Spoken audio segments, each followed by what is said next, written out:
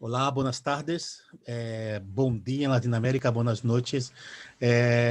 Hoy tenemos una invitada muy especial, que es la dramaturga, escritora Diana de Paco, autora e doutora em Filologia Clássica, é licenciada em Filologia Italiana e titular de Filologia Grega na Universidade de Múrcia.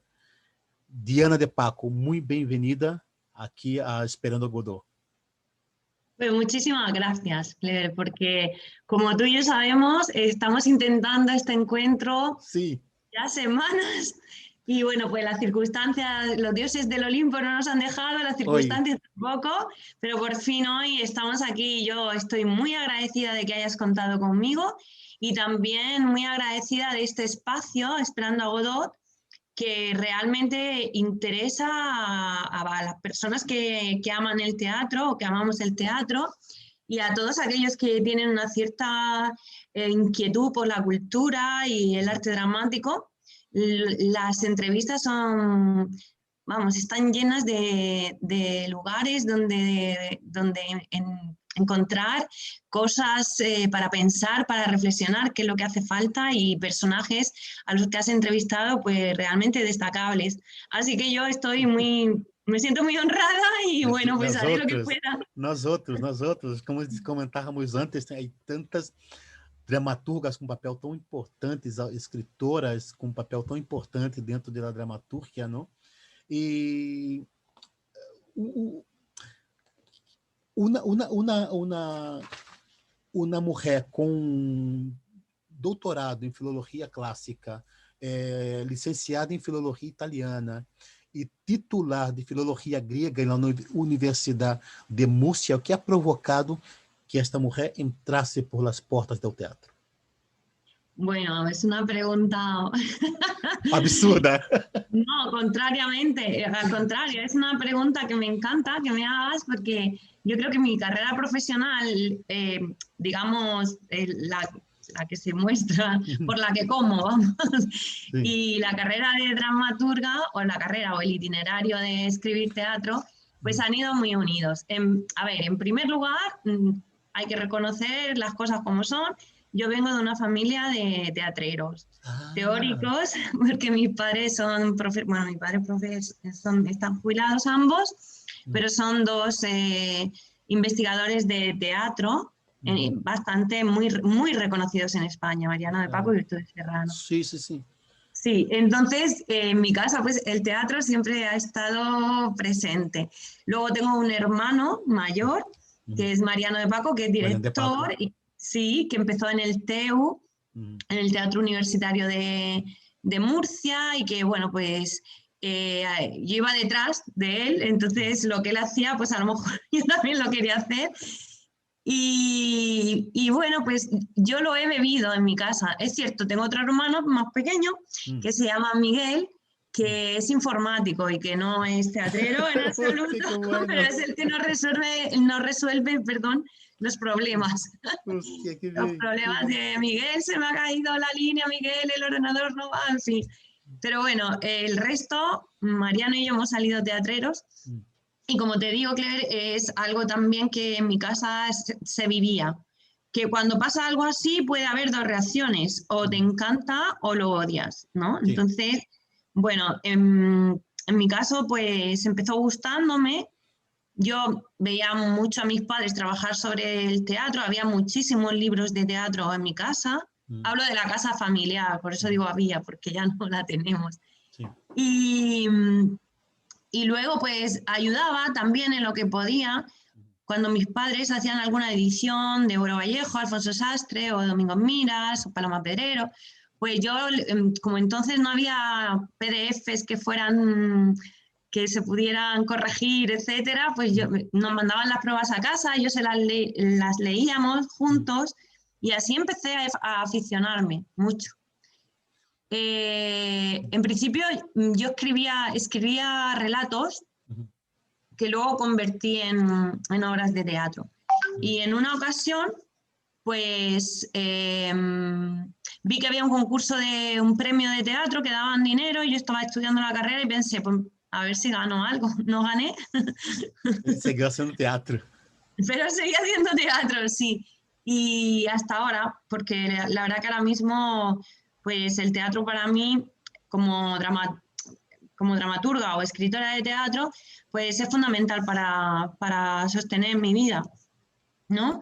Y la verdad es que hubo una circunstancia que fue para mí muy importante. Yo ya había escrito teatro, había publicado alguna obra breve en antologías, en una de cátedra que hizo Virtudes Serrano, en una que hizo Patricia O'Connor también, bilingüe, pero de pronto, recién leída la tesis, pues en el año 2000, sí, también había escrito Polifonía, que se quedó finalista del Premio Calderón de la Barca, y, y también Eco de Cenizas, que fue también premio en la Universidad de Sevilla, pero no había llegado nunca a las tablas. Y de pronto, un día me llamó un reconocido director de escena de Murcia, Antonio Saura, de la compañía Alquibla Teatro, para encargarme una obra inspirada en el mito de los Atrídas, en la Orestiada y en las obras posteriores que se habían escrito sobre ese mito, tanto la Electra de Sófocles, como la de Eurípides, como las obras de Séneca. Y claro, ahí fue cuando yo pensé, tengo una oportunidad de oro para hacer teatro, combinarlo con lo que a mí me gusta y a lo que me dedico, que es el teatro griego, porque yo, mi investigación fundamentalmente el 90% o 80% es sobre el teatro griego y supervivencia. Mi tesis acaba de ser leída sobre ese tema en el siglo XX, el mito de Agamenón y Clitemnestra en el teatro español del siglo XX, donde están todos los referentes de los que hemos hablado. Y a partir de ahí pensé que yo quería siempre combinar mi parte docente, filóloga clásica y mi conocimiento de la mitología, que como sabes es una fuente inagotable de temas para el teatro, y mi parte dramática, que la tengo no solo escribiendo, sino personalmente soy muy dramática también. Entonces, pues ahí hubo un punto de inflexión, porque además fue la primera obra que se llevó mía que se llevó a escena profesionalmente. Y para mí fue un descubrimiento y dije, yo quiero seguir con esto. Es cierto que mientras que hacía la tesis doctoral, como era sobre el mito de los Atrídas, de Agamenón, Clitemnestra, en el teatro español del siglo XX, pues bueno, pues tenía muchísimas obras de autores y autoras tratando este tema, pues de María José Raguel, Lourdes Ortiz, del mismo Raúl Hernández, bueno, muchas, no las puedo nombrar todas, pero muchas. Y pensé, pues yo quiero escribir mi versión de Electra. Quiero escribir mi versión de lo que sufrió la hija de Agamenón y Clitemnestra y actualizarla. Y entonces, en ese mismo periodo de tiempo, pues escribí Lucía y la antesala, y ya a partir de ahí, pues ya, si hay inspiración y puedo, pues espero no parar. Tu comentabas sobre esse trabalho de investigação, escrever, revisar os clássicos. Tem uma coisa muito, outro dia debatíamos com a dramaturga colombiana Maria Adelaida Palacio, que estava aqui trabalhando em El Fronteiriço, Teatro Fronteiriço, sobre alguns personagens do teatro clássico, que são personagens que são muito contemporâneos, são personagens muito atuais, não? São clássicos, e comentávamos sobre Electra, sobre Medea, incluso personagens clássicos contemporâneos, como o personagem de La Casa de Muñeca, de Ibsen. Com toda esta revisão que estamos vivendo sobre a mirada feminina, feminista e as reivindicações, não? Se as dramaturgas já estão repensando reescrever sobre essas mulheres, não? Que conhecemos desde a mirada e da reflexão masculina, não? E não desde de la reflexión femenina. Esta discusión se dio por una obra que se estrenó en Francia, que se llamava Histeria, sobre as mulheres que estavam muito à frente do seu tempo, final do século XIX, creio. Não, final do século XVIII, início do século XIX. E essas mulheres eram escritoras, periodistas, investigadoras, pero eram ingressadas em hospitais psiquiátricos com esse diagnóstico. Então, era importante revisar, porque muitos personagens que tinham esta estrutura, esse arquetipo de louca, de desequilibradas, não? Desde a visão masculina, deveria ser reconstruído desde a perspectiva feminina. Não? Há pensado alguma, comentava de Elettra, há pensado em algum momento revisar estes personajes? Bueno, en realidad mi primera obra sobre los mitos griegos, que es Lucía, está basada en el mito de Electra y Lucía, que es la presunta Electra en la actualidad, pues está en un psiquiátrico. Fíjate qué coincidencia. Bueno, coincidencia no, es que nos lo piden ellas, que la saquemos de allí, ¿no? Sí, está en un psiquiátrico pues porque tiene una historia en la que ella cree, en su mito, y porque nadie la cree. Que es lo que ocurre con Cassandra también, como sabes. Cassandra. Sí, como estuviste hablando con Miguel Segarra hace un tiempo, ¿no? Y él es el director, Miguel Segarra, de mis últimas obras, en Polifonía, en Cassandra y en la fallida por ahora, pobre Eva, a las 6, que se quedó pandemizada, pero que volverá, esperemos. Pero que recibió premios también. Ahora hablaremos de ella si quieres.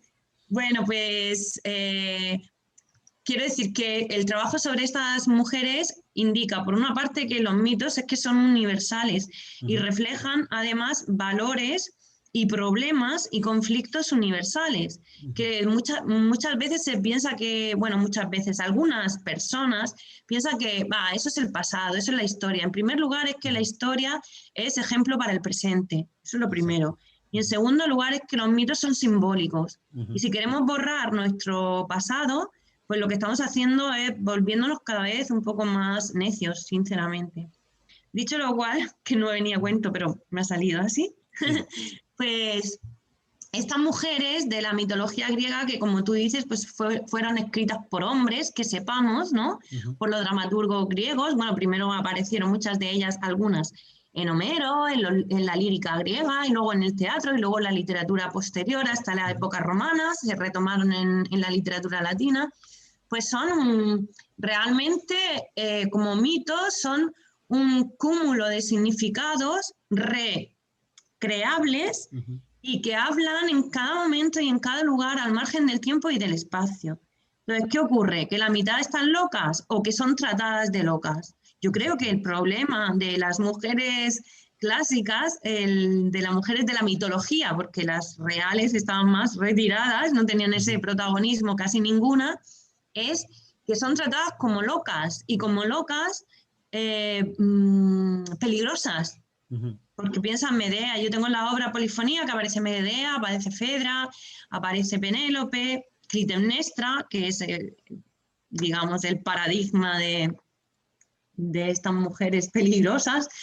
Pero luego está Cassandra, está Electra, están las hijas como Antígona, Electra, digo, la Cassandra, Ifigenia, que de una manera o de otra son tratadas, Ifigenia quizá menos, que pertenece a otra categoría, pero son tratadas como personajes, mujeres peligrosas.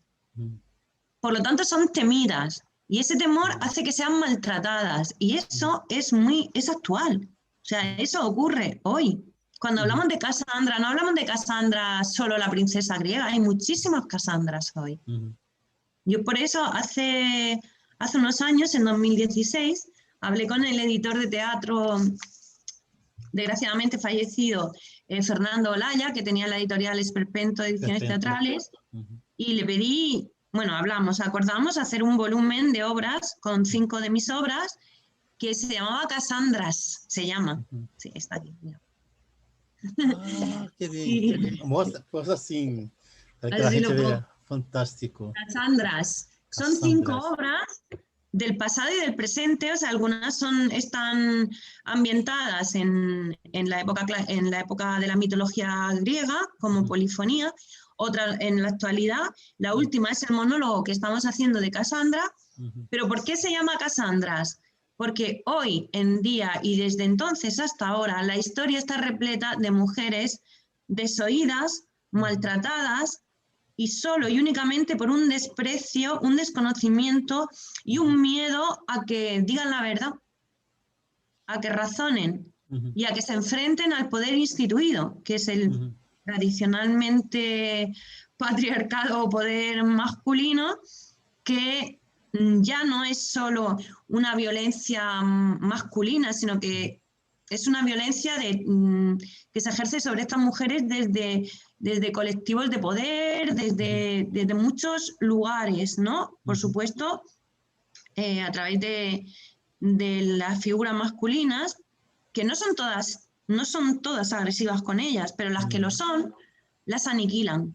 São valentes essas mulheres, não? Nós Son pensamos valientes. em Antígona, por exemplo, que Antígona é uma obra política. Muita gente não diz que Antígona é uma tragédia, sim, é um drama, pero Antígona tem uma telão de fundo político também, porque ela rompe com a estrutura de tentar enterrar seus irmãos com leis que não permitiam, não A enfrentar. ver, tienes toda la razón. Es que en realidad el teatro griego es un teatro político porque es un teatro para la polis, para Uhum, la ciudad. Y surgió cuando surgió la democracia en Grecia en el siglo V a.C. para debatir en uhum, escena los problemas de la ciudad. Por eso el interés de los políticos porque fuera todo el mundo, ¿no? Y que les ayudaban incluso a pagar las entradas. Así, se hacían los concursos teatrales en unas fiestas en las Dionisias, grandes Dionisias.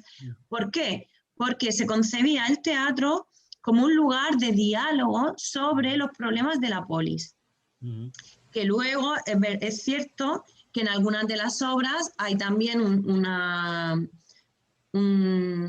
segunda temática, una temática complementaria, amorosa, sentimental o uhum, de muchos tipos. Pero en el fondo se habla del poder y del abuso del poder uhum. y del buen uso del poder y de Uhum, la rebelión frente a la injusticia del poder. uhum, Que realmente el teatro tiene ese origen político, uhum, político no de partido, sino político de la ciudad, de la polis. Y Antígona es uhum, así.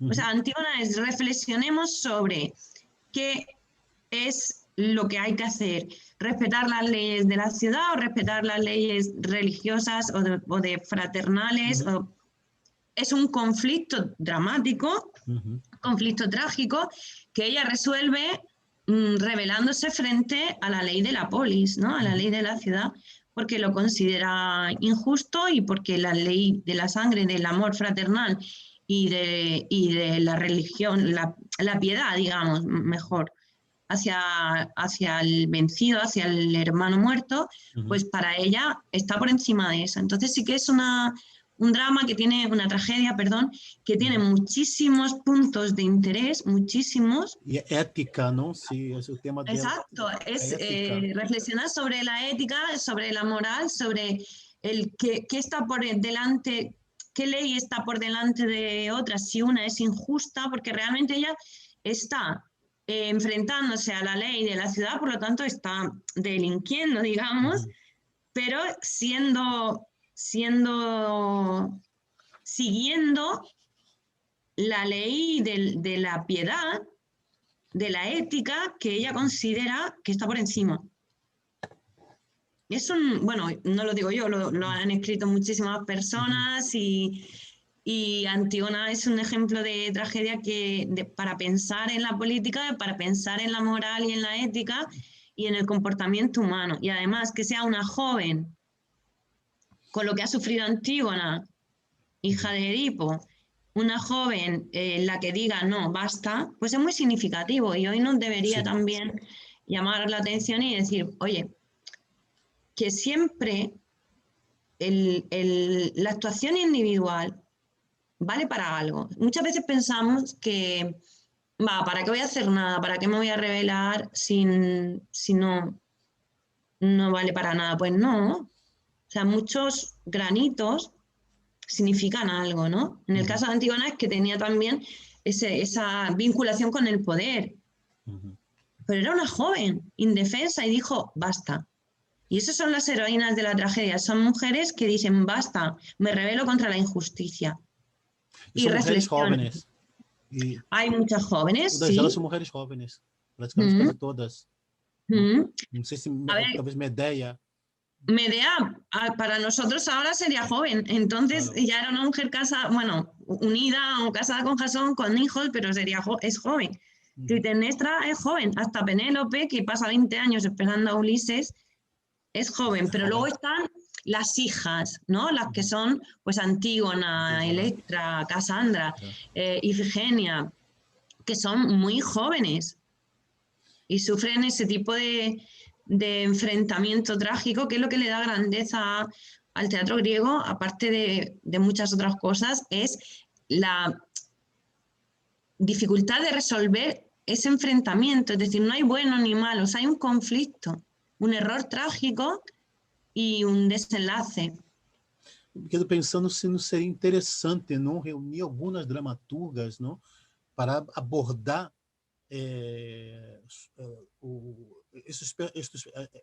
estes personagens, não? Eu creio que seria muito interessante para es que elas são tão atuais e creio que estamos em um momento muito interessante para conseguir hacer uma releitura dessas heroínas.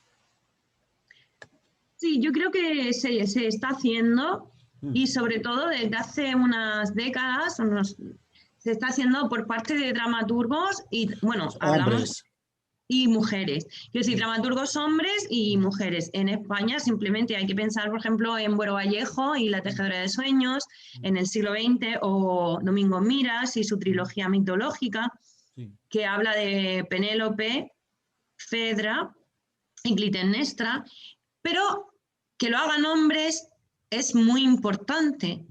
Y también que lo hagan mujeres, porque las propias mujeres hemos de reflexionar sobre estos personajes y darles voz. Pero también, ya te digo, pues en el siglo XX María José Raguel, Lourdes Ortiz, Carmen Resino, hablo del teatro español, ¿no? Por ceñirme al español, porque si no tendríamos aquí que hablar muchísimo. Y de teatro, porque también en otros géneros afortunadamente se retoman estos temas.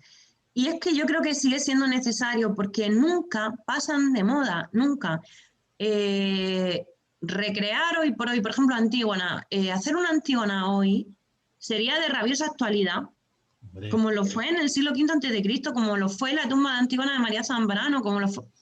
¿Por qué? Porque son símbolos de situaciones vitales que se repiten y que hay que resolver al menos en el teatro para reflexionar sobre ellas. Eu creio que particularmente com toda essa reivindicação feminista e essa gama do novo feminismo, que agora são tantos colores e tantas vozes, eu creio que invitaria as dramaturgas a voz, não são as representantes, as dramaturgas, a visitar muitos cemitérios, não? Que no hay muertos, están vivos esos cementerios. Exactamente. Sí, mira, te voy a contar algo. En el año, pues creo que en el 2018, si no me equivoco, este editor que te digo, Fernando Olaya, de Esperpento, que no me salía. Es que estaba pensando también en Irreverentes, que en Miguel Ángel, que son los dos editores que tengo de referencia, que hablaremos de Irreverentes también. Bueno, pues Fernando Olaya quiso hacer, y como homenaje a él, pues de estas palabras y a su trabajo, quiso hacer una antología. Él publicaba autores y autoras, pero también hacía muchas antologías. Quiso hacer una que se llamaba Replicando a los griegos. Entonces, reunió a 22 autores y autoras desde los más jóvenes y emergentes, como se les dice, hasta consagrados como Domingo Miras, por ejemplo, que escribió una obra para él, para que escribieran obras sobre los personajes del teatro grecolatino, sí, griego, perdón, de la tragedia o de la comedia.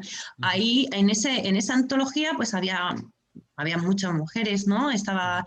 No las puedo decir todas ahora, pero figuraba pues Antonia Bueno, no sé, había muchas. Laura Aparicio, Esther Belbel, de todas las generaciones también, Acoyani y Guzmán, y entonces, y muchas otras. Entonces, ¿qué ocurrió?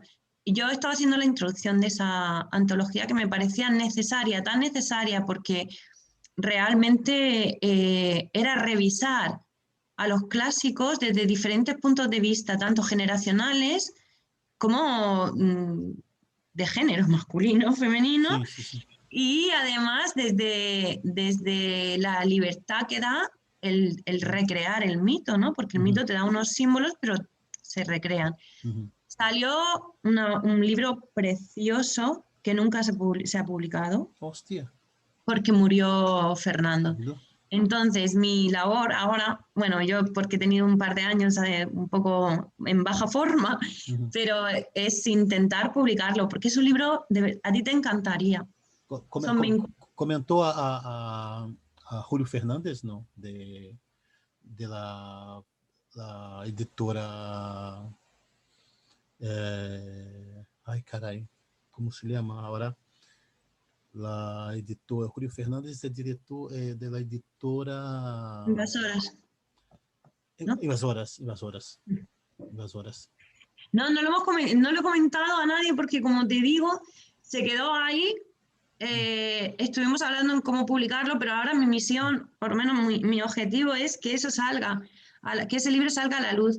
No te puedes imaginar, bueno, si te lo puedes imaginar es una forma de hablar, lo interesantes que son los textos, esos 22 textos de autores y de autoras, más o menos equilibrados entre ellas y ellos, lo que ofrecen de recreación del mundo clásico y de reflexión sobre el mundo actual. Así que espero en breve poder anunciarte que he encontrado, porque me he ocupado, dónde publicarlo y que saldrá. Y ahí verás la de autoras bueno, autores también, pero estábamos hablando de autoras que se comprometen y que reflexionan sobre estas voces. Hablando de voces, también está la obra de Iciar Pascual, Las voces de Penélope, que fue también una de las obras que reflexiona sobre el mito de Penélope desde un punto de vista actual. No está en esta antología, quiero decir que existe y que fue también un punto de partida para muchas otras autoras. Es un mundo tan rico y tan actual que da pena y a veces hasta vergüenza cómo se trata desde el punto de vista de la política de educación y de la política cultural. Sería una fuente para los investigadores, una fuente para alumnos de teatro. Hombre, claro. Este libro, yo pienso que sería genial. El libro está la introducción, porque mira, te digo que yo hablé con Fernando un miércoles y ya estaba casi cerrado el libro, y esa tarde, desgraciadamente, falleció de un infarto. Caray. Y ya pues se quedó ahí. El libro estaba ya hecho, cerrado. Caray. Pero claro, la editorial no ha seguido. Entonces, ese libro hay que recuperarlo. Revitalizarlo. Sí, eu penso que creio que tem que recuperá-lo. E porque o que creio com Julio Fernandes comentávamos sobre isso, a necessidade de ser pequenas editoras apostarem por livros de teatro. Eu creio que se estudamos Brecht, se estudamos Ionesco, Max Frisch e os clássicos, o clássico contemporâneo, é porque editores não se preocuparam em deixar este material para que nós futuras gerações poderão ler, não? Penso que é um pouco isso. Eu estava pensando um tema sobre tua trajetória como docente também, é muito curioso que creio que nossa geração, de alguma maneira, ela é responsável por o cruze de disciplina e nova de estrutura dramática, porque temos um perfil muito diferente de muitos dramaturgos que se dedicavam ou teriam uma formação especificamente em artes cênicas ou tinham ou interpretação, alguma coisa assim. Pero creio que nossa geração vem de outras disciplinas. Pequeno exemplo, não? Se miramos a geração, por exemplo, de Luiz Mil, Alejandro Tantanian, ou do Bate, que muitos vêm do mundo da docência, vêm da filosofia, da história, ou do periodismo. A ver, bueno, comentava sobre isso, não? De que esses dramaturgos ou dramaturgas que estão no mundo da docência, de alguma maneira acabam, de alguma maneira, criando ou ampliando a estrutura dramática, a maneira de hacer dramaturgia, ¿no? Sí, bueno, yo es que considero que como en el teatro es un modo de entender la vida y de reflexionar sobre ella, pues cualquier profesión es compatible con dedicarse a escribir, ¿no? Entonces, pues, bueno, no hay más que ver Juan Mayorga, ¿no? Que es un matemático, filósofo y un escritor excepcional de teatro. Y creo que, bueno, cualquier experiencia que se tenga en profesional y personal se puede vertir puede revertir en la escritura teatral, ¿no? Entonces, el ser docente, bueno, pues es verdad que ayuda mucho, por una parte, a enfrentarte y a conocer problemas y situaciones del mundo que te transmite también tu profesión, ¿no? Como educador. Y también te ayuda a reflexionar sobre posibilidades de hacer las cosas de otra manera, ¿no? Porque el docente está siempre pensando en cómo llegar, en cómo comunicar y enseñar a pensar, en realidad. Yo, por ejemplo, en mi trabajo como docente, he integrado muchísimo mi experiencia como dramaturga. Bien es cierto que yo estoy en letras y que entonces esto me lo permite. Pero incluso en clases de retórica y oratoria griegas, pues descubrimos cómo el arte dramático para los griegos era fundamental a la hora también de la retórica, de la oratoria y de la puesta en escena, digamos, ¿no? Entonces, supongo que cualquier profesión da un bagaje para, como digo, que se pueda relacionar con el teatro, que en el fondo es una forma de explicar la vida y de pensar en ella, ¿no? Más que de explicarla, de reflexionar sobre los problemas que ocurren. Brecht reivindicava esto, ¿no? Brecht reivindicava. Claro, es que es así, es que es la historia del teatro. Y creo también que las nuevas estéticas, como decías antes, y las nuevas formas de escribir teatro o de poner en escena teatro, son siempre beneficiosas en tanto en cuanto dan nuevos caminos de interpretación del mundo y de la vida, ¿no? Entonces, otra cosa luego es la calidad de cada uno de los productos. Exactamente. Pero, claro, la calidad es fundamental tenerla en cuenta, pero a priori cualquier experimentación es de un interés extraordinario, porque sirve para darle nuevas visiones a la sociedad de cada momento a través del arte dramático. Sí. Creo. Tu comentabas sobre a necessidade de buscar respostas. Nós outros venimos de um ano, pouco mais de um ano, muito excepcional com a chegada da pandemia.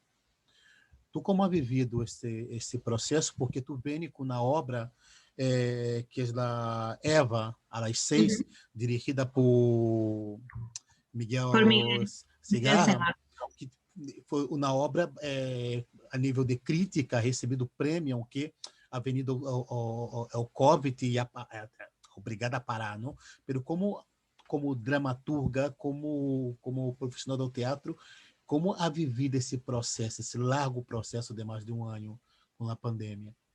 Pues a ver, es cierto que fácil pues no está, ni ha sido ni está siendo. Al principio, en realidad, pues como decíamos que el teatro es reflexionar sobre preguntas, más que buscar respuestas, reflexionar sobre las preguntas de la vida, pues esa era una pregunta fundamental. ¿Qué está pasando aquí? No quiero saber. ¿Cómo es posible que ayer podía salir y hoy no? Sí, sí. Y luego que, mira, siempre, yo creo que, bueno, yo y mucha gente, pero el ser humano siempre piensa que las cosas le va a pasar al de al lado. Sí. Y yo tengo un cuento que lo encontré ordenando el otro día, de cuando era bien joven, que se llama El pueblo de al lado, y precisamente estaba pensando ahora en intentar publicarlo, pues digo, en las redes o algo así, porque es un cuentecillo de 4 o 5 páginas, porque es realmente lo que yo sufrí en ese momento. Es decir, empiezan a hablar de lo que está ocurriendo en China. Y todo, ay, los chinos, pobres chinos, ¿no? Pero los chinos somos nosotros, quiero decir, de pronto Sí, sí. somos nosotros. Y entonces es la sensación de, que a nosotros también nos pasa, que supongo que tendrían los propios chinos, que tendrían después en los siguientes países en los que se fue dando la pandemia, el virus. Y entonces, al principio, mira, entre cómo organizamos las clases, que eso era caótico. Escuchaba en una de tus entrevistas, la de Miguel, y yo las he escuchado todas, que me encanta. Gracias. Que decía, tuve que hacer de psicólogo, de coach, de entrenador personal, de todo, pues un poco de verdad fue así, ¿no? Las clases y qué hacer, y antes del Zoom, o sea, antes de la pandemia, el Zoom yo no lo conocía, sinceramente. Yo había hecho alguna videollamada por WhatsApp o cuando se usaba más Skype, pero de pronto usas Zoom y era como decir, lánzate al vacío sin paracaídas e intenta sobrevivir, que luego no ha sido tan complicado, pero que fue todo muy angustioso. Eso en la parte técnica y en la parte profesional, ¿no? Lo que estaba pasando alrededor es que era tan increíble que casi al principio no, lo que te digo, era el pueblo de al lado, ¿no? Y luego ya dijimos, no, esto es terrible, es una pandemia. Después, entonces pensé, pues habría que escribir algo sobre esto. Pero más adelante pensé, es demasiado pronto para escribir sobre algo que te está pasando. Pues habrá que leer. Y entonces, nada, pues me puse a leer sobre epidemias. Ya sabes, pues que en Atenas hubo una peste muy, muy terrible también en el siglo V y que aparece la peste en Edipo Rey. Y luego en la época de Marco Aurelio en Roma, otra peste que arrasó. Y yo pensaba, ¿por qué no hacemos algo, un libro sobre, bueno, la peste española que no era española, en fin, muchas pandemias? Pero bueno, yo como soy clásica, pues me voy más a los clásicos. Habría que hacer algo, ¿no? Habría que revisar la historia a ver qué han hecho estas personas, políticos y gobernantes, para evitar o para intentar frenar esto. Ese fue mi pensamiento durante un tiempo. Después, en el tiempo que estábamos confinados, yo no escribí prácticamente nada hasta que Adolfo Simón nos pidió, bueno, lanzó una propuesta que iba a ser tenía un proyecto para que hiciéramos algo artístico sobre la pandemia. Entonces fue cuando hablé con Miguel Segarra y le dije, mira, yo para hablar de la pandemia, desde el que también he oído a Rafael en la entrevista que decía que tenía que hacer una obra sobre la pandemia, lo oí hace unos días, y que le costó muchísimo, que le costó 4 folios o 5 folios, un montón, y me sentía identificada porque yo decía, yo sobre la pandemia sí, yo no puedo escribir sobre esto, primero porque no he entendido todavía muy bien lo que es, segundo porque me da mucho miedo todo, por la incertidumbre da miedo, eso está claro, y aunque no vivamos en el miedo porque no se puede, está ahí. Está ahí. Nosotros decidimos a lo mejor vivir de otra manera. Afortunadamente, en ocasiones, afortunadamente, en otras no tanto, el ser humano se adapta prácticamente a lo que venga. Pero bueno, que ese miedo, esa incertidumbre estaba allí. Entonces yo le dije a Miguel, digo, Miguel, mira, Adolfo Simón ha mandado esta convocatoria. Sé que vos muchas también invasoras hizo una, vosotros hicisteis también, ¿no? Sí, Un libro. sí, sí. A mí me tocó esta. Y le dije, vamos a hacer algo, pero desde el humor. Y sí, y pensó, me dijo desde el humor, Diana, digo, a ver, Miguel, tú y yo, otra cosa, ¿no? Pero tenemos bastante sentido del humor. Algo habrá que sacar de esto que sea cotidiano, etcétera. Entonces, como él te comentaba, hicimos la obra del Carivirus, que simplemente es la situación de una pareja que está confinada, encerrada y que no se escuchan el uno al otro, ¿no? Es que no tratamos el tema de fuera, digamos, lo que estaba ocurriendo fuera, lo terrible que era. Yo no estaba preparada para eso. Tratamos lo que pasaba dentro en un entorno normal, de una clase media, entre dos personas que conviven. Porque eso también fue muy duro. Hombre. Darte cuenta de con quién convivías. Incluso contigo mismo, ¿eh? O contigo misma. Isso foi o que mais saiu em dramaturgia do confinamento, por isso que o que mais saiu havia é curioso porque saía muita comédia. Es que yo creo que conviví con la pareja, reír de las tensiones, de la desgracia, curiosísimo esto. Es que, por una parte, yo pienso que, bueno, yo no lo pienso, pero lo decía Becker, lo decían los escritores del absurdo, que en el humor hay mucha tragedia, ¿no? Sí. Hay mucha tragedia. Sí. Entonces, no hay más que leer sus obras. Y yo pienso que en este caso, como tú dices en el libro vuestro, o en otros ejemplos, o en mi caso también, había que sacar humor, primero por sacar la tragedia y segundo por respirar un poco, por reírnos de nosotros mismos, de decir, esto me está pasando a mí. Sí. Pero en realidad es una tontería. O sea, es que con mi pareja, de mi pareja y ella de mí, o él de mí, estoy descubriendo cosas que yo no sabía porque nunca había convivido tantas horas con esa persona. Primero, nos da una lección de lo muy incomunicados que estamos, en general. Segundo, lo inhabilitados que estamos para vivir encerrados. Ahora un poquito más, después de un año, pero entonces era algo... Y hubo que buscar recursos, y yo creo que uno de los recursos de supervivencia era el humor en el teatro. Hubo compañeros que relataron que descubriram sus casas, que não sabiam onde estavam muitas coisas.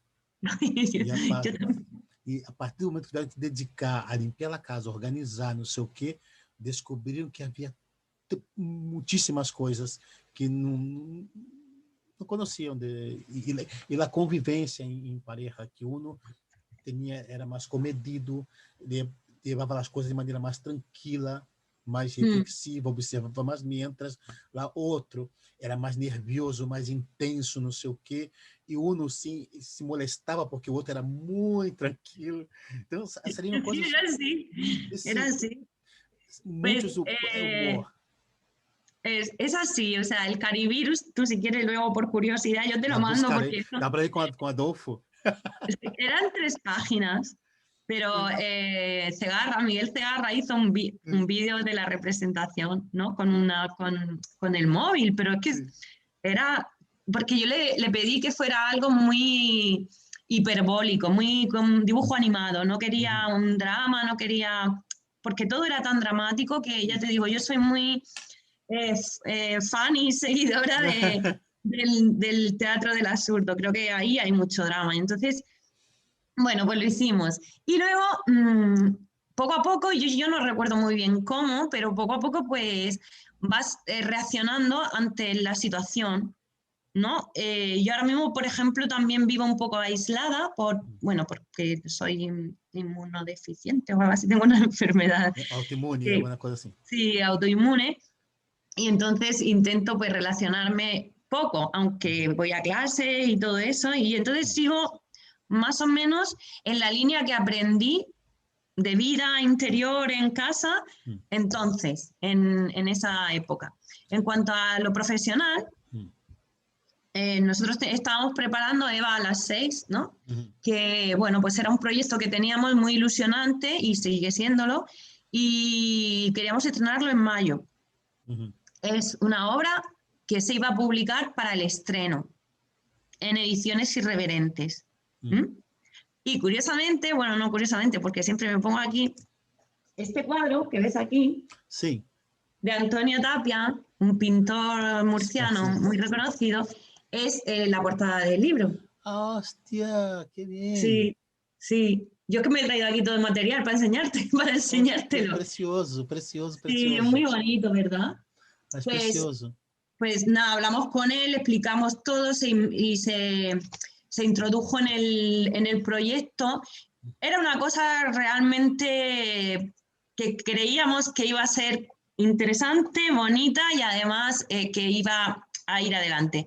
¿Qué ocurrió? Pues que la obra no se pudo ni seguir ensayando siquiera. La estaba ensayando Miguel Segarra con el grupo Tría de Teatro, con el que yo, bueno, la compañía con la que colaboro, con Casandra, con Polifonía, etcétera, y la tuvo que dejar. Tuve la suerte, grandísima suerte, que los editores de Irreverentes, Miguel Ángel y Vera, dijeron que, bueno, pues que la publicación se iba a hacer. Se iba a hacer y que las circunstancias eran estas, pero que iban a luchar contra viento y marea por seguir publicando, y la hicieron. La verdad, se lo tengo que agradecer. Yo recuerdo el día que llegaron las cajas a mi casa, en verano ya, las cajas de los libros, habíamos corregido. Esa emoción de decir, sigo viviendo como dramaturga, existo, esto funciona, ¿sabes? Va, y el señor que me trajo las cajas me vio saltar, bien, bien, y decía, señora, ¿sabe usted lo que son? Y yo, sí, es mi libro, como si fuera una película. Es mi libro. Y le digo, lléveselo, se lo firmé y todo. Ay, qué bien, qué bien, qué bien. Mira, después de la pandemia. Pero la emoción que me dio, y me pasé todo el día mirándolo, qué bien, era la sensación de, estamos luchando pese a todo, con muchísimas dificultades, muchísimas, pero estamos luchando. Y nada, y bueno, a partir de ahí hice otra cosa, si te puedo contar. Yo tengo una amiga que se llama Virginia Izura, es neurofisióloga. Sí, es la jefa de servicio de 2 hospitales de Murcia, del Reina Sofía y del Moral M. Seguir. Pero le encanta el teatro. Bueno, pero no, y le encanta el teatro. Y vive muy cerca de aquí, de donde vivo yo, y además, como es médico, pues tenía más facilidad para de vez en cuando venir a traerme cosas o, no sé, socorrerme un poco porque yo estaba muy sola. Y entonces decidimos hacer una serie de obras breves sobre el virus. La primera fue el carivirus, pero luego ella, bueno, online lo hacíamos y cuando venía nos traíamos los manuscritos. Hizo el Nini virus de uno que ni trabaja, bueno, el hijo de una madre trabajadora que ni trabaja ni hace nada y con el virus ya tiene excusas. Luego hicimos el Happy Virus, que era sobre, así un poco más hippie, e hicimos una serie de obras que en realidad eran entretenimientos, todas con el apellido Virus. No nos salvó de sufrir, pero por lo menos nos distrajo un poco.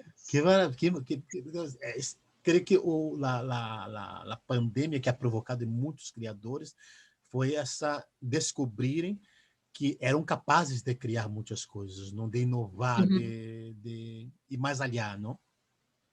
Sí, es cierto que es verdad que las crisis de este tipo, en este caso esta crisis sanitaria, que además es económica y es terrible, o sea, las consecuencias son terribles, pues te llevan en ocasiones a pensar en cosas que en otras circunstancias pues no hubieras pensado, ¿no? Y eso hace pues que surja también una necesidad de expresarlas, de escribirlas y, como decíamos, de reflexionar sobre ello a través de las tablas, que con la crisis pandémica a lo mejor no van a llegar nunca para esa obra, pero que bueno, el papel también es muy importante, el teatro hay que leerlo, y más ahora somos muy conscientes de que el teatro hay que leerlo cuando no se puede ver, y cuando sí se puede ver, también, porque creo que la representación, creo que, bueno, lo decía Ortega y Gasset en un ensayo, pero es cierto que para mí esas palabras de él han sido siempre como una guía, que la representación en la mente es otra distinta a la representación en escena, pero que esa representación en la mente también es única y se da leyendo el teatro, tú, o en voz alta, o no. Y entonces, yo creo que la pandemia, pues, a ver, la pandemia es una, iba a decir una palabra, ¿no? Es una faena, es un drama, es una tragedia y ojalá no existiera. Es decir, yo no estoy en la línea de aquellas personas que dicen, nos ha venido muy bien porque vamos a crecer, pues ya podíamos haber crecido de otra manera, la verdad, creo yo. Pero ya que está esta circunstancia, pues sí que es verdad que ha despertado pues cosas que teníamos olvidadas o postergadas o que no teníamos tiempo de hacer ni de pensar. Aunque como tú dices, a mí también me ha pasado que vas descubriendo tu casa, vas descubriendo rincones, cosas que no te gusta cómo están.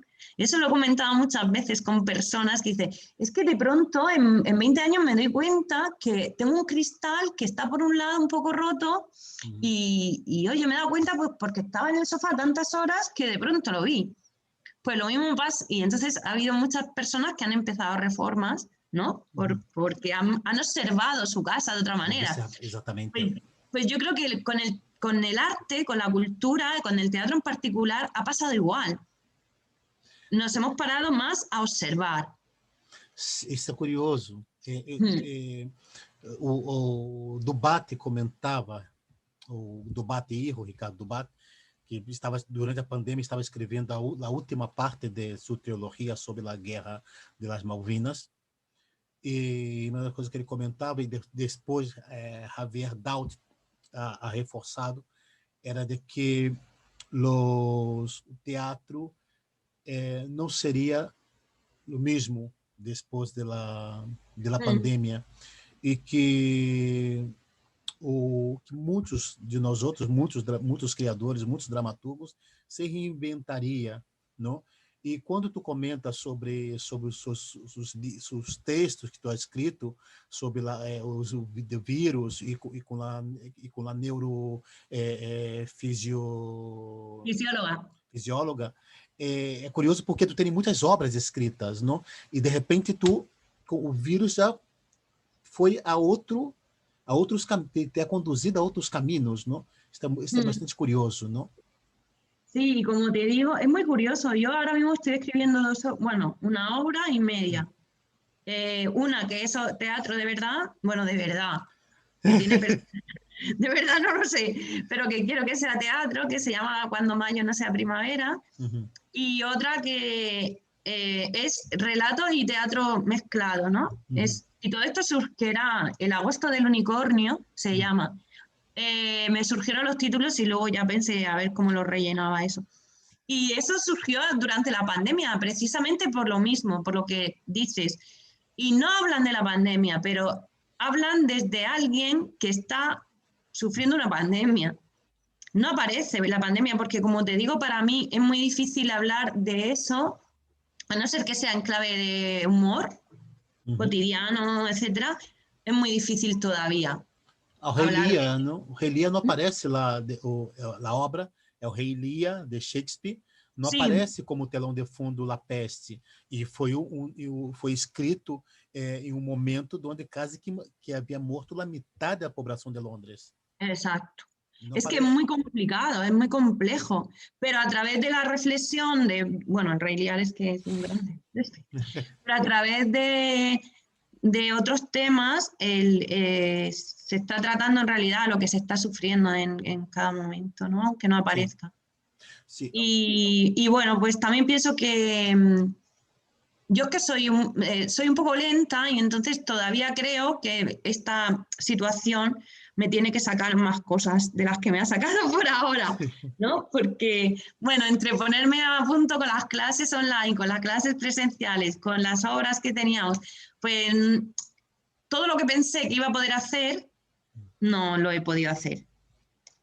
Pero sí que es cierto que al menos lo pensé, cosas que podría hacer. Y también hay que adaptarse a los nuevos formatos de de espectáculos, porque hay quien no le quiere llamar teatro, pero los nuevos formatos teatrales son La espectaculares. revolución del streaming, la revolución del streaming. Claro. É muito curioso, porque tu estava com a obra, que é a Eva, às 6, e vem o fenômeno Zoom, e vem, entra o fenômeno streaming. Não? Como observado, e todo esse debate, se é teatro ou se não é teatro. Eu llamo de escenificación online. Sí, ese debate, pues que no, yo creo que no tiene tampoco especial sentido, No. en tanto en cuanto todavía se está formando la nueva realidad, digamos, más que normalidad. Pero bueno, no me importa no llamarlo o sí llamarlo. Espectáculo, como has dicho tú, escenificación. Bueno, nosotros cuando vino la pandemia, en realidad lo que teníamos en escena era Cassandra, el monólogo de Cassandra, que iba muy bien, muy bien. Había recibido 2 o 3 premios, había sido la actriz seleccionada en los Max del año que tocó y seleccionada entre los candidatos. Luego no fue nominada, pero fue seleccionada y estábamos contentísimos y de pronto un espectáculo que rodaba solo por los institutos, por la enseñanza secundaria, les encantaba a los profesores y a los alumnos ese espectáculo. Yo todavía tengo, bueno, yo ahora tengo en Filología Clásica en la universidad una alumna que un día me dice, profesora, usted es la de Cassandra, es la de Cassandra. Digo, ¿pero cuál de Cassandra? Dice, pues la que escribió Cassandra. Digo, bueno, una Cassandrita pequeñita. Dice, no, porque vino a nuestro instituto y a mí me encantó, fue fantástico, fíjate, fue una alegría enorme. Lo que me dijo, se acordaba, como tuvimos luego un Teatro Forum, pues me recordaba. Y dice, bueno, pues si una compañera mía también ha hecho clásicas porque le gustó mucho la obra. O sea que iba teniendo una muy buena repercusión. Y de pronto se para, teníamos campaña escolar para marzo del año pasado, no se pudo hacer. Teníamos pendiente la obra en algunos sitios, recoger algún premio, no se pudo hacer. Y se quedó ahí. ¿Qué hemos hecho? Pues lo que hicimos fue presentarla a través de Zoom en un curso de la Sociedad Española de Estudios Clásicos con un Teatro Forum y a la gente le gustó. No es lo mismo, pero ¿qué vamos a hacer? Es como, no sé, pienso yo, o renuncias a todo o un poco. Aunque sea de diferente calidad, pero un poco de calidad. Eu creio que é sobreviver, não? Creio que nós outros, em esta profissão, ou nos reinventamos ou desaparecemos. Claro, y más ahora. Claro, es que si hubiera sido antes, si a mí me dicen antes, pues, y ponemos el vídeo de Cassandra en un curso de la Universidad de Murcia, de la Sociedad de Estudios Clásicos de Murcia, un vídeo y se puede representar, yo pienso, ¿estamos tontos o qué? A no ser que sea por una cuestión económica, es verdad. O sea, si puede venir, aparte es un espectáculo que es bastante barato. Si puede venir y además se diseñó para que cupiera todo en un coche y las personas durmieran donde pudieran, quiero decir donde pudieran, pues si no, si es Murcia, en mi casa, si es Cartagena, en la de Miguel, si es Sevilla, allí, en fin. Y de pronto nos damos cuenta de que es que no se puede representar, que hay que hacerlo o en vídeo o nada. Hubo una respuesta maravillosa de parte de la gente, de los espectadores, de las personas que lo vieron.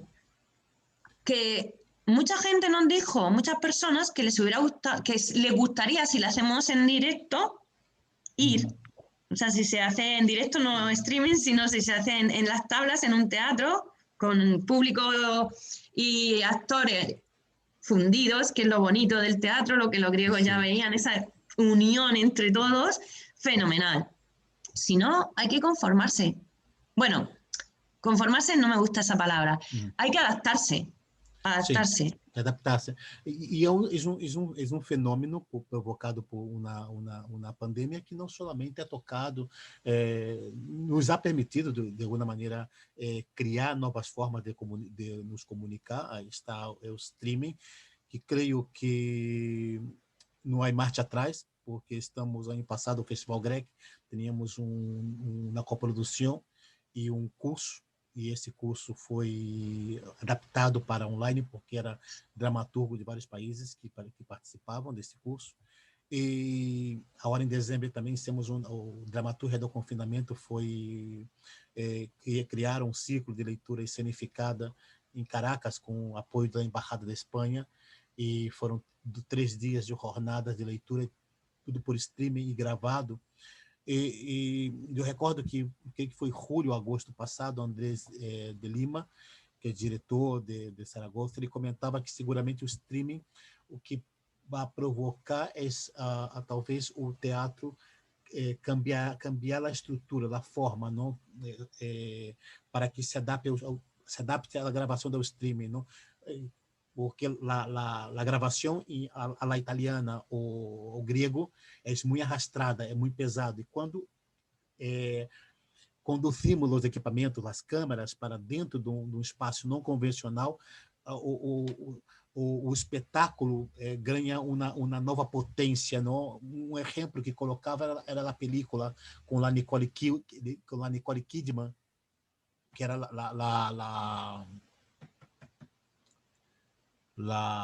que foi gravada dentro de uma nave, como uma obra de teatro. Que é muito interessante essa película, já buscarei o nome.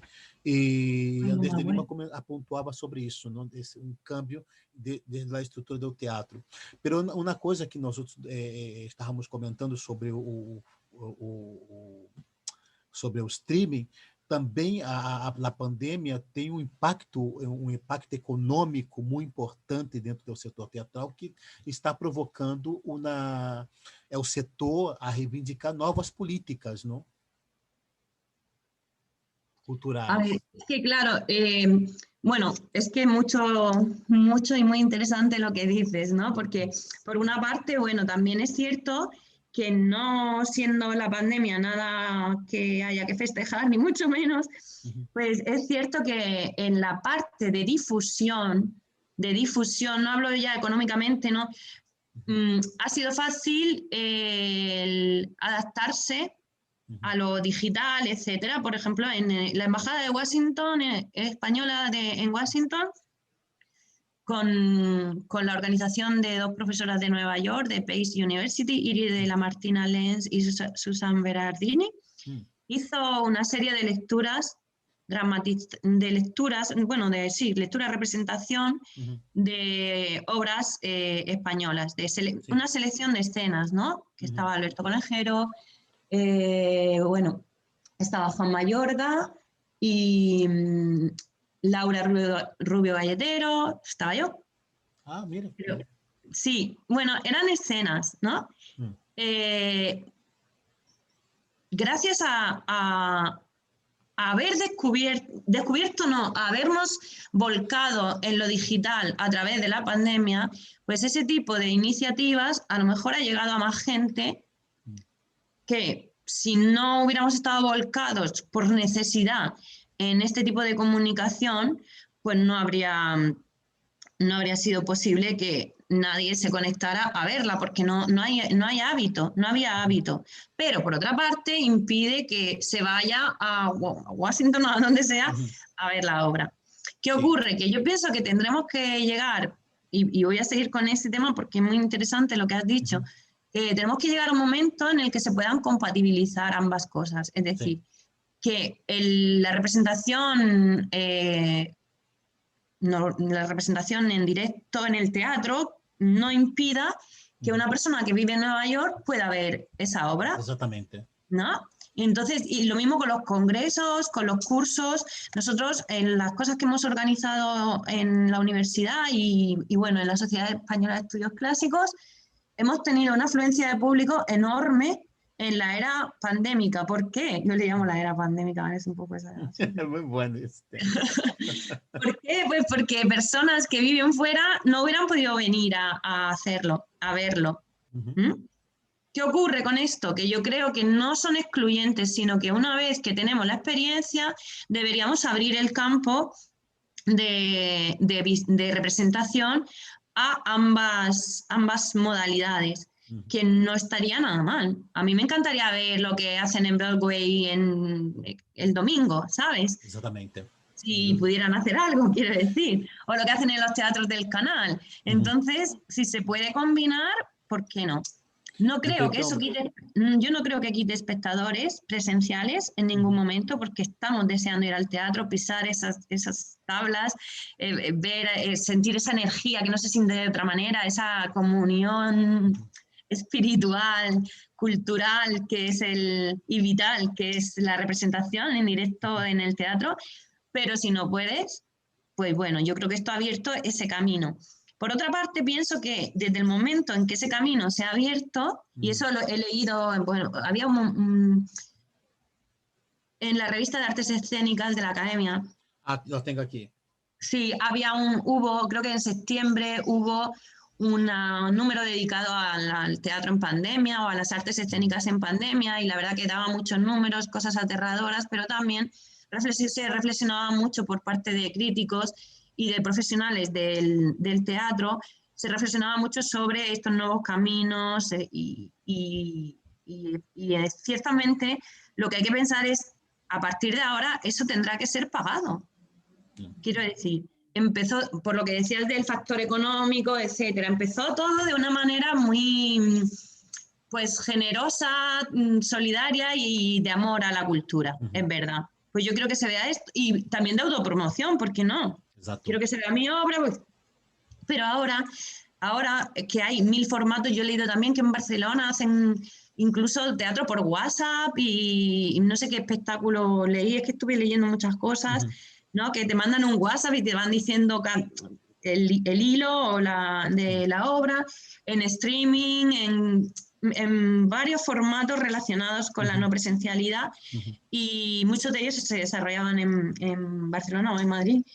Y se hablaba de ese problema. Sí, pero ¿ahora qué? Porque si es espectáculo o es teatro, es arte, tenemos que vivir de ello. Los actores, los gestores y sobre todo los actores y directores. Eso es lo que habría que empezar a regularizar. Es necesaria una ley del teatro, que también lo decía alguno de tus contertulios, pero es necesaria también del teatro en pandemia y del cómo modular este tipo de comunicación no presencial para que el profesional que trabaje en ello pues pueda seguir trabajando en ello. No es decir, venga, pues como hay pandemia voy a hacer un monólogo. No. No. Y creo que exige, o streaming exige cuidado com a caridade, como nós Netflix, nós na mega produção, tem que ter exige cuidado para criar produto um produto que tenha o interesse provoque o interesse do espectador, não? Por outro lado, creio que o streaming de alguma maneira transforma o teatro em mais democrático. Creio que antes da pandemia teníamos, por exemplo, os meios de comunicação da crítica, teníamos 3 ou 4 nomes do teatro, de Madrid e Barcelona, ou 4, 5 nomes. Com a pandemia, as pessoas tiveram que buscar a vida, porque creio que o teatro já com a crise de 2007 o teatro vem, há câmbio, aqui em Barcelona especificamente, houve um câmbio muito importante, generacional, e houve um câmbio também com a crítica. A crítica, de alguma maneira, desapareceu do teatro, porque a crítica ela estava muito direcionada, muito dirigida a um pequeno grupo, um pequeno clube privilegiado do teatro. A nova geração que é venida a partir da crise de 2007 desconhecia a crítica e de alguma maneira também ignorava esta crítica. Pero apareceu outro agente que são os blogueiros, que não são especializados em teatro, muitos não conhecem profundamente o teatro, pero de alguma maneira seus blogs serviam de promoção, de plataforma de promoção para o teatro. E creio que o streaming vem para reforçar que hoje um espetáculo, creio que por um lado é negativo, porque creio que uma boa crítica é interessante, é muito importante, mas por outro lado rompe a hegemonia de um clube. De um clube que cria divisões de primeira, segunda, terceira, quarta categoria dentro do teatro, ¿no? A ver, la crítica es muy importante si te la hacen. Entonces te doy la razón completamente porque, vamos a ver, ¿cuántas veces hacemos en general los de segunda, o como tú dices, las divisiones? Miguel también dice las divisiones, la primera, segunda, tercera, en determinadas divisiones, que no es la primera, hacemos espectáculos muy dignos y no obtienen, pero no tienen críticas, críticas, como tú dices, de referencia. Sin embargo, sí que hay muchas personas aficionadas o amantes del teatro, eruditos o no eruditos, o eruditas o no eruditas, las personas que en su blog te hacen una crítica que es maravillosa, es realmente profesional y que es lo que puedes presentar como aval de tu representación, porque los críticos que están consagrados como tales no se ocupan en ocasiones, yo hablo por mi experiencia aquí,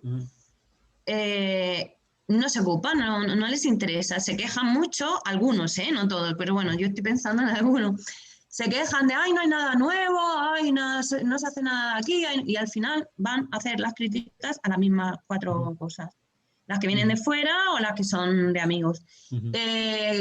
Sinceramente, ¿qué ocurre? La suerte que hemos tenido, o que algunos estamos disfrutando ahora, es que no todo el mundo vive la crítica desde ese punto de vista y que hay muchas personas a las que les gusta hacer crítica teatral y no es su profesión. Y lo hacen muy bien. O sea, yo te digo que de la mayoría de las críticas que nosotros hemos en la compañía Tríade, la mayoría de las críticas que hemos obtenido son de personas que tienen un blog, pero que tener un blog no quiere decir que no sepan, sino que saben y mucho y tienen un blog. Entonces, el streaming, es verdad, el hacerlo de manera así, de manera online, abre en cierto modo las puertas a esa visibilización que de otra manera pues no sería posible, desgraciadamente. Sí. Eso es verdad, porque todos hemos invitado a críticos a que vengan a ver nuestros espectáculos y, oye, pues no han venido.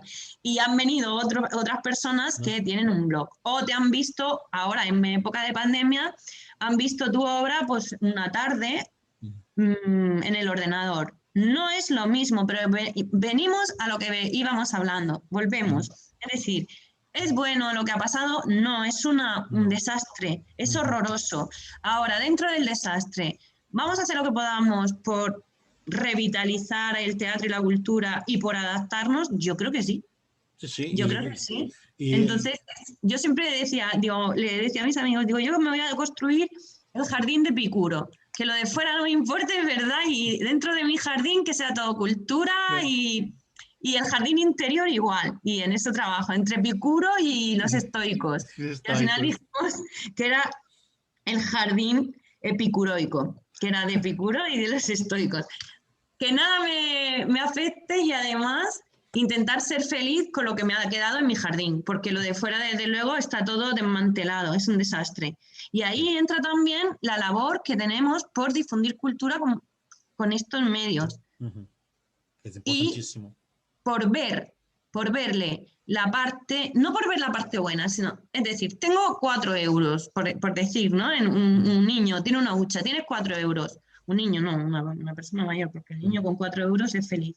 Una persona, tengo 4 euros, hoy que comer. ¿Qué hago con ellos? No, porque antes tenía 100, sí, ya, pero es que ahora hay 4. Hay 4. Es una fatalidad, por no decir otra palabra que es más malsonante, sí. Es una desgracia, sí, pero hay 4 euros. Pues esto es igual. No puedo hacer otras cosas teatrales. ¿Qué hago? Esto. Y voy a sacarle las ventajas, entre ellas que me pueden ver 100 personas que viven en otros países. O a lo mejor 300.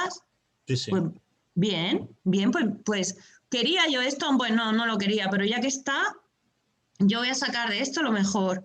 No lo mejor porque todos vamos a ser mejor, no, no, no, No, eso yo no me lo creo. no, no, No somos mejores, cada vez no. estamos más crispados, etcétera. Pero lo mejor de lo malo, pues voy a excavar un poquito a ver si saco algo de agua, ¿no? Como Sí, pues yo lo veo así. Y rechazar esas posibilidades porque no es teatro, etcétera, lo veo muy lógico, lo veo muy respetable, pero a mí no me va. No me va porque no quiero que se frene esto. O sea, yo quiero que siga de la manera que pueda seguir. Y mi esperanza es que en un futuro podamos ir a las salas, llenar las salas, sobre todo las alternativas, las pequeñas, porque no las comerciales ya tienen algo asegurado. Y además, que tú me digas, Diana, que hoy hacen en el Grec esto, y que yo diga, pues me conecto, dame el enlace, porque a Barcelona no puedo ir. Y creo que ambas claro. cosas son complementarias. Eu creio que sim, eu creio que sim.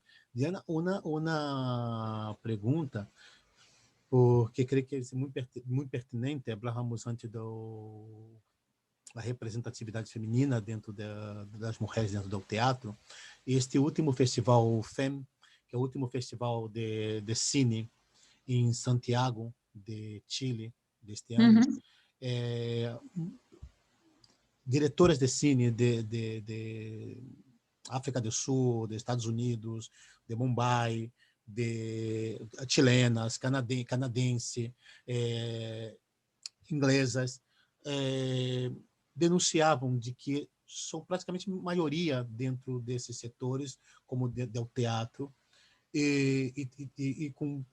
com obras, com propostas com boas críticas, com prêmios, pero por la estrutura, aún as mulheres não estão em todas as carteleiras, as mulheres aún não estão, muitas dramaturgas não estão na primeira linha do teatro ou do cine. E no caso do teatro, a outra agravante, gestional na sala de teatro. Não? Qual é a tua observação e tua experiência? A ver, mi experiencia, mira, yo tengo un deseo que no se va a cumplir, pero lo tengo. Que sim. Y es precisamente relativo a eso, es comprarme un teatro pequeñito y gestionarlo yo. Porque sería la única forma de poder poner en práctica las ideas que tengo sobre cómo podría ser mejor, en algunos casos, la gestión teatral. Sé que hay gestores y gestoras que han luchado muchísimo por las salas pequeñas y desgraciadamente pues se van cerrando algunas de ellas. Pero en cuanto a la gestión femenina, yo creo que es muy necesaria, porque, o sea, es muy necesaria primero porque en la inteligencia práctica no se puede negar a las mujeres, ¿no? Tampoco digo que a los hombres, pero es que a los hombres se le da todo por hecho en ese sentido, ¿no? Sí. ¿Ya? Pero la inteligencia práctica que tiene una mujer que gestiona, pues es realmente productiva, muy productiva. Sí. Y no es excluyente, no excluye que haya gestores. Pero ¿por qué todavía hoy no hay ese espacio, no existe el espacio para todas aquellas mujeres que podrían hacerlo? Pues yo creo que es una lucha de mucho tiempo, de mucho tesón, que se ha conseguido, pues el Festival de Almagro ha sido gestionado por una mujer, el Teatro Español, en fin, no doy nombre porque siempre me dejo alguno y es que me da una cosa luego, me empieza a darle vueltas a la cabeza y no. Pero bueno, que sí que hay gestoras, pero faltan muchas, faltan muchas. Sí. Faltam muitas. E há fenômeno novo que elas também denunciaram e dramaturgas estão denunciando, que são o fenômeno das salas, mas as salas independentes, onde exclui criadores com mais de 35, 40 anos. Então, isso para as mulheres, quer dizer, se elas estão excluídas, se elas já têm dificuldade para chegar, e además es una profesión de largo recorrido esta profesión. Imagínate, mujer de 47 y de Murcia. Claro. Todo cerrado ya para mí también. Claro, es un fenómeno nuevo, ¿no? Es un fenómeno muy nuevo también. No, pero es cierto que hablaba de mí, que en mi caso, porque yo sí que he visto también una dificultad, aparte de, a ver, yo creo que el teatro escrito por mujeres y dirigido por mujeres cada vez tiene más espacio, gracias a aquellas mujeres que en el siglo XX lucharon, pues yo qué sé, desde Ana Diosdado, Carmen Resino, Paloma Pedrero, lucharon porque ese espacio existiera, ¿no? Sí. Hablo de dramaturgas, pero de todo tipo de personas, de mujeres dedicadas a esa lucha para abrir las puertas a otras mujeres y a ellas mismas. Sí. Bien, entonces yo creo que ha habido un avance muy grande en ese sentido. Incluso hay antologías solo para mujeres, hay premios dedicados a las mujeres, que algunos hombres, de lo cual algunos hombres se quejan, pero no se deben de quejar porque, bueno, pueden quejarse si quieren, porque todos somos libres de hacer lo que queramos, mientras que no ataquemos al prójimo, faltaría más. Pero es que yo pienso que es una forma de recuperar un terreno que antes estaba vedado totalmente para nosotras. Entonces, bueno, pues merecemos que no poco a poco, mereceríamos que fuera ya todo bien, igual, y que se valorara el trabajo, no si es hombre, si es mujer, vale. Pero ya que no es así, pues ese tipo de iniciativas de hacer cosas para mujeres, exclusivas para mujeres, pues yo creo que son necesarias para ganar terreno que se nos ha quitado, parte del terreno que se nos ha quitado durante muchos años.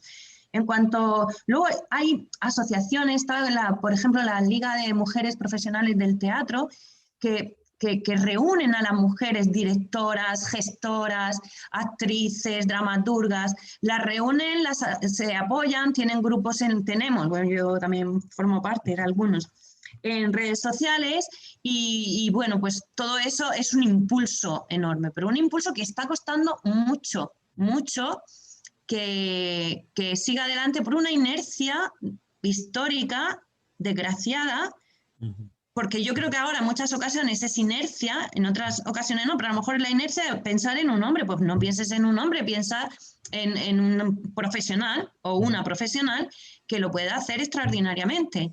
Ahora mismo Carmen Portacelli está aquí en Barcelona, ¿no?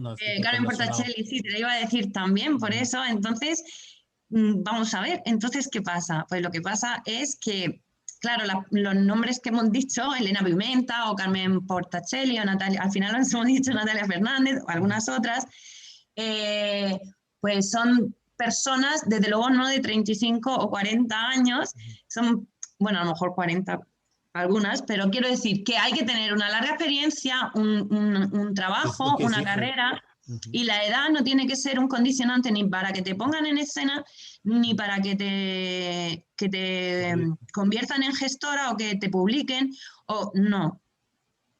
Por supuesto, el ser mujer tenía que ser algo que fuera un plus, porque gestionamos muy bien. Hablo en la gestión.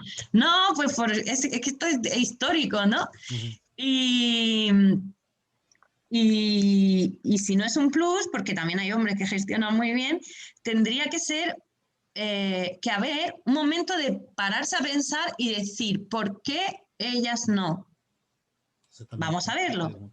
Tampoco hay que decir, tiene que haber mujeres porque tiene que haber mujeres y aunque sean malas gestoras. Ya, pero es que no es el caso. No. Es que se encuentran muy buenas. No es el caso. Ni en las editoriales, pues mira, pues está en Antigona, está Conchita Piña, por ejemplo, que hace una labor junto a Ignacio, pues maravillosa, extraordinaria. Y en las editoriales de teatro y de no teatro.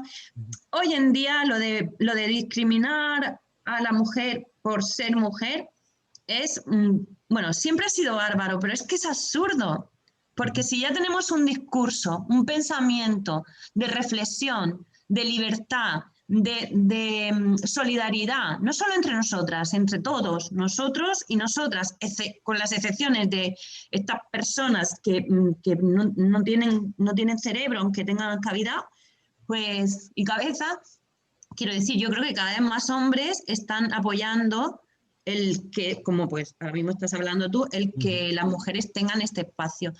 Si hoy en día, me he ido un poco, pero que si hoy en día eso no se toma como algo normal, es porque falla algo en la Sí, estructura. yo creo que tiene que haber una crítica, ¿no? Una crítica y una autocrítica a gestión de las salas, ¿no? Porque hay un discurso políticamente correcto a favor de las mujeres, del feminismo. Pensei em donde, em que lugar essas mulheres estão ocupando em esta sala? Que lugar de mando e de poder essas mulheres estão ocupando nessas salas? Então, isso podemos observar se esse discurso é politicamente correto Claro. ou é realmente um discurso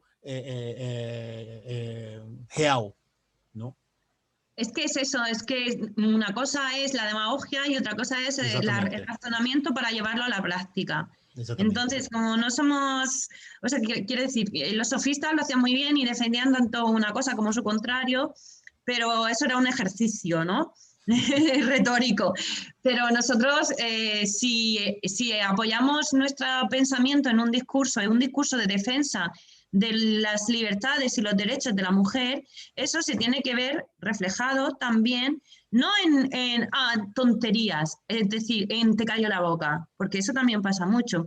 Venga, te doy esto y te callas. No, perdona, no funciona así. No, pues te hago un puestecito que diga tal, que es para mujeres y te callas. No,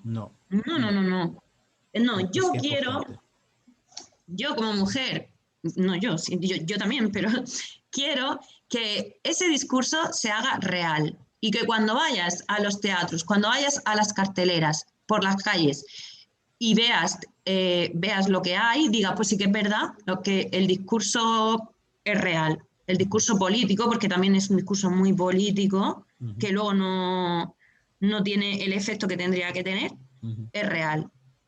Ahora, se ha conseguido, gracias a todos nuestros antecesores desde siglos atrás, y sobre todo a nuestras antecesoras, se ha conseguido muchísimo, pero no se puede relajar, y todavía queda esa cosa gris de... hay que eliminarlo. A testosterona, ¿no? Sí, testosterona ahí revenida. Exatamente. Podemos hacer una hora. Testosterona revenida. Exatamente. Diana, chegamos à parte final de nossa charla. E gostaria muito de agradecer-te por tua participação aqui em Esperando a Godot. Foi um prazer enorme poder charlar contigo aqui. E espero que outras dramaturgas e escritoras se apuntem a participar de Esperando a Godot. E eu enviado um mensagem a tu irmão invitando a él para participar. Muy bien, muy bien. A ver si Mariano tiene mucho que decir.